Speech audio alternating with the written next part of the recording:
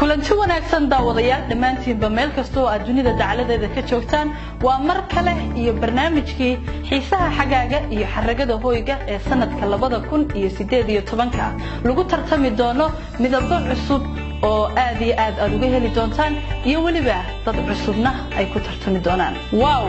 dooqa sanadkani ku cusub ee lagu tartami doono ama tartamayaashu ay ku tartami doonaan ayaa waxa kamid ah madow iyo dahabi Soomaalidu waxa ay ku maahmaahdaa farda la isku hayo maxaa la isaga faanin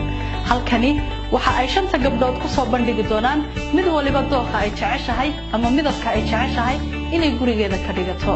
anigoo ku sugan magaalada Hargeysa oo ah Hodan Cabdiraxmaan waxaan ku tartamayaa midabka dahabiga iyo madow marka gurigaaga ka dhigto dahabi ee aad saarto maro ama barkimooyin yar oo madow waxaan aaminsanahay inay indhaha u fiican yihiin marka midabka dahabiga iyo madowga waa waxa nafteeda la jecelahay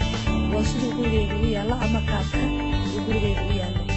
waxaan rabaa bulshada inaad ila aragtaan magacaygu waa Xamdi Yusreen Xamdi Qaali waxaan ku tartamayaa midabka sibiliga sida gurigaan dhex taaganahay mustaqbalka sida gurigeyga ugu goglana intii la dooqa taageerayaasheeda codku xaqiina anigoo ah Ifraax Ahmed Ciise Ifraax Hargeysa waxaan ku tartamayaa midabka buniga ah gurigeyga alaabta aan dhigtay waa bunni gurigeyga markii aan midabka buniga ku sharaxay wuxuu noqday sidan aad arkaysaan maadaama kalarka Soomaaliduna uu yahay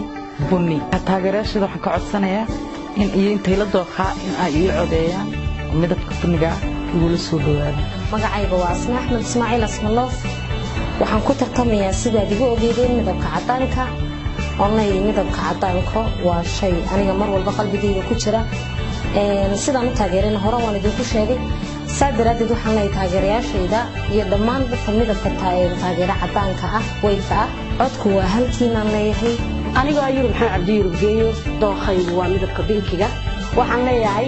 taageerayaashayda codku waa xaqiina waxaan isleeyahay insha Allah hadii Ilaahay gaarsiiyo mustaqbalka sida gurigana dhex taagan oo kale inaan ka dhigi doono gurigeyga binki labada midab ee ku guuleysta tartankani abaalmarin cajiiba ama caalami ah oo ay bixin doonto shirkadda Al-Nur Furniture oo iyadu fududeysay barnaamijkan xiisaha xagaaga iyo xaragada hooyga haddaba daawade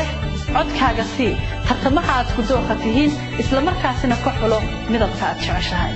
وحاجة هذا بدأ وضيال قابك أدخل عدين كرتو وحوي إن أطبقته بيجك النور كلية هاي فيسبوك